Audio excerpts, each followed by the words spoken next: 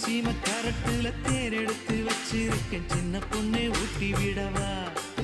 உங்க ஆசவார்த்தை சொல்ல கேட்டு மாண்ட தேதி எல்லாம் மலை ஏறி தாண்டி போச்சு